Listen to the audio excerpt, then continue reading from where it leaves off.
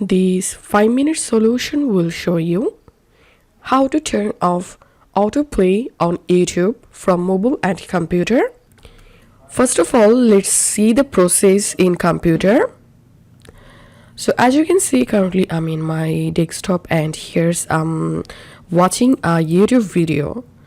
To turn off autoplay, all you have to need you have to disable autoplay option, and currently is off.